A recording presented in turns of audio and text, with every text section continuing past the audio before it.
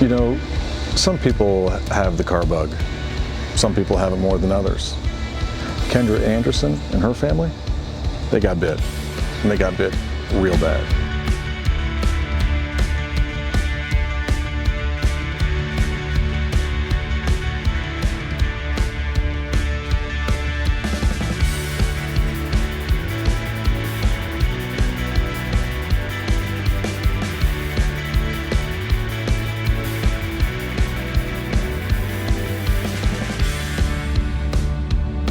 I love wagons, I love vans, I love El Caminos. I love all the things that have never really been cool.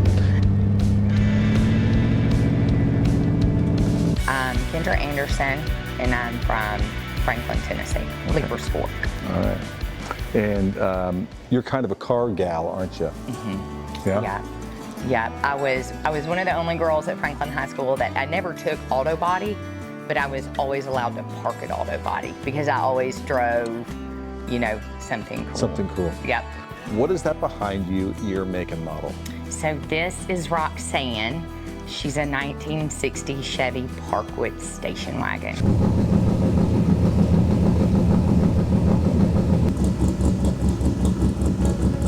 Have you had it a while?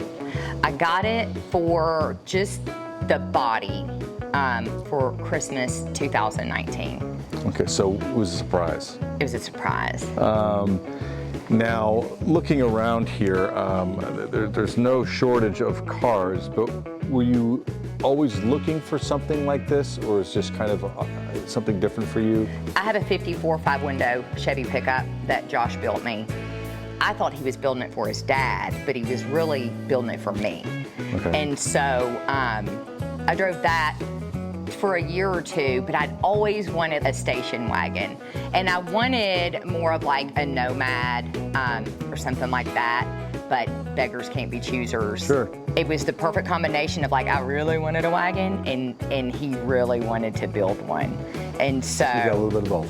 Yeah, and so we found it in Kentucky and brought it home, and we started on it in December of 19.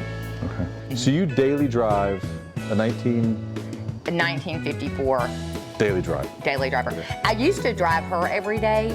This is my show girl. Okay. She goes to all the shows. She goes to all the She shows. goes to work, she goes to the shows, and she goes and gets groceries. Okay. So, So it is a grocery getter. it's a grocery getter. Okay. I go every Sunday, and because she's a gas guzzling, cammed out LS, I take my own bags. And you have your own bags in there, right? And I got my own bag. Why do you choose to drive an old 55 truck every day? A 54. 54. Well, so with every car, there's a story. My dad was born in 54. I've always been drawn to, you know, cars that have a meaning in a year. But really, like, they just make people happy. And they make me happy, and I never have to look for my car in the grocery store parking lot. That's a good point. And I don't have to worry about, especially in that one, because he's got a 355 with a 350 turbo transmission, so I don't have to worry about electronics or, you know, my worst day is a carburetor problem, you know, or a fuel pump. Well, what about when it rains? Well, this one doesn't have windshield wipers. So you just stick your head out the window, or? No, I just drive her. Oh, different. Well, what if you don't Because know? then we're all in. If it's winter and it's raining, she's trash, car show season's over, That's get true. back to work. That's true. So, or I drive my 50 Deluxe right here, and he's like old man windshield wipers. That's, speaking of old man, is that Hudson from Cars? No. It's pretty close. I think Hudson was, what was he? Dot or no? It was a Hudson. It was Doc was the car's name, right? Packard.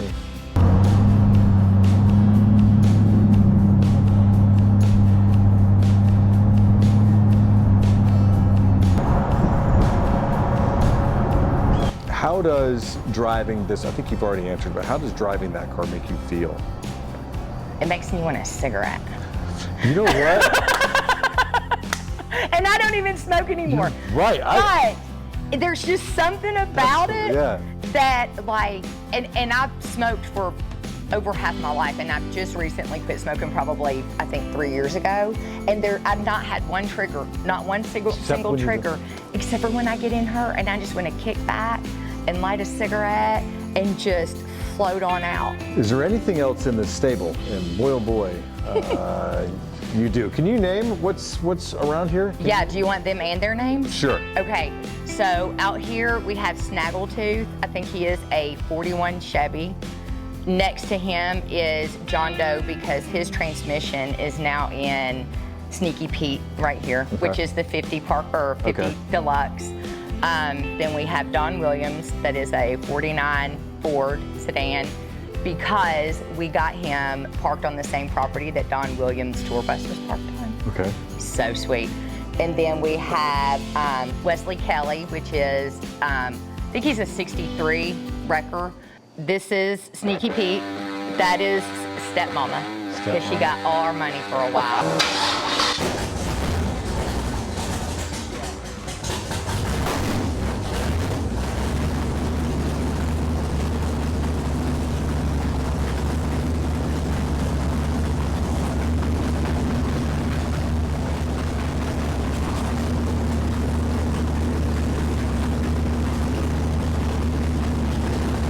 '79 Malibu, and then the hot rod is a 29 Ford. And then you've not even been to the other half. And There's more stuff over there? Yeah. Okay. There's a lot more stuff. But this truck, oh, and then you have Sammy Sunshine right behind you. He's a bug. Okay. About a 73. And then the 79 Mad Max rat rod. But the one with the flag right here, I bought that for Josh. It's been there for probably 20 or it was there for probably 20 or 30 years, maybe even longer, but like I've watched the truck be consumed by trees, and then you can see it really well in the winter time, and then it will grow back up. And so about 3 years ago, we stopped by that house and we finally caught the guy that owned the property. And he gave us his card and he was like, I'll take $200 for the truck. And we're like, deal. Well, like a week later, Josh gets a new truck, throws out all the things he didn't think he would need from his old truck, and we lost the guy's number. I watch the property trade hands. I watch things start getting cleaned up, and I'm like stalking this property. I'm really interested in the truck in the field. I can remove it as soon as possible. Please call me. The man goes to Napa and gets some parts. Ty helps him out to his truck, and then he sees the note. And he was like, oh, that's weird. This, somebody's asking about this old truck on my property. And he's like, is his name Josh? And he goes, no, it looks like a Kendra. And he was like, that's my mom. And so, but he never called me. And this is probably 6 months later. I'm on my way to get groceries, and I saw a truck there. And so I go down to the property, and I turn around, and I come back, and I write a note, and I'm in Roxan, so the world can hear me. Yeah, sure. And I just stuff the note in the gate, and I go up to the old halfway market, and I turn around, and when I come back out, there's a guy standing in the parking lot looking for that noise. And so I pull back in, and I was like, you're gonna think I'm crazy. I wanna buy that truck in your field, and I can have it removed like immediately. No. Can you please sell me this truck? And he was like, what do you get for it? It was priced to us a couple of years ago by the previous owner for $200. He goes, bring me $200 and make sure it's dry when you come, and the truck's yours. And I was like, oh my God, can I hug you? He was like, no, you can't.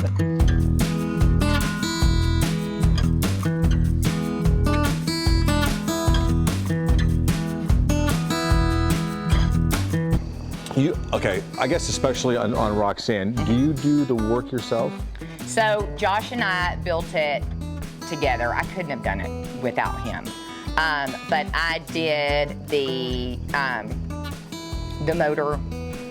I tore it down, rebuilt the inside, did all the floor pans. I've had a hand in everything, which I'm not always the handiest. Like when we did the front brake disc conversion, I put like one of the nuts on backwards, and Josh is like, you wouldn't have gotten far like that. And I'm like, I'm so sorry, you know.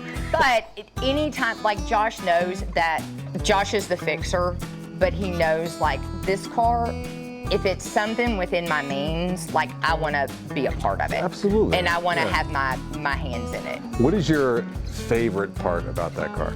Probably the sound. I mean, I have to agree with you. I mean, other than the obvious aesthetics, because she's a looker, but the sound. Now, what do you love about the classic car? Like the people is. That's the funnest thing about car shows. It's just going to hang out with everybody. And Josh and I we grew up in Franklin, and we grew up in the car world in Franklin. Our area has changed so much that we lose touch with those people, but there's still a lot of them that are out at Cars and Coffee on a Saturday. But you really never meet a stranger at a car show. That's true. What is your best memory in this car? So when we first got it finished, it wasn't even really finished. It was just to the point to where like, all right, take it down the road. Yeah. And it had been taken down the road a couple of times. That weekend, they were having a car show in the town. And they've never done it again because it was so jam-packed. And here I come in Roxan, and everybody, it's like, they're having a car show and we're having a parade. And her seats were ragged. Her front seat was out of like a 55, but that was a fun I bet it was. memory. And obviously this is a family affair here. 100%. Okay, so when I pulled in, it was your whole family was here, and it's Friday night. Yeah. And this is what you guys do. It's just what we do. Every night. We're just always, every night. Every night. Literally every night. Monday night, Tuesday night, Wednesday night. Like every night, except for Thursday night. Thursday night is man dinner for Josh and his buddies and his brother, and so. You guys sometimes you eat in here too, right? You order something. Oh, we eat out here. This is actually like the little kitchenette behind us is because like this is where we have family gatherings. We have Christmas here. For like my mom and like the whole, because our shop is bigger than our house. Yeah. And we raise the lift up, cover it with paper. That's the food area. Really? Poppy, my 54 pickup, like we'll clear all the vehicles out to make room. Some of these over here would stay. Yeah. But Poppy always gets pulled in, and because of the way his bed is, he's body dropped, so we lost depth in the bed.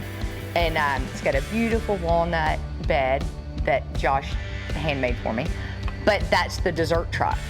And like, we'll decorate everything for every holiday. Like this is the 4th of July party, the birthday parties. It's always the last question.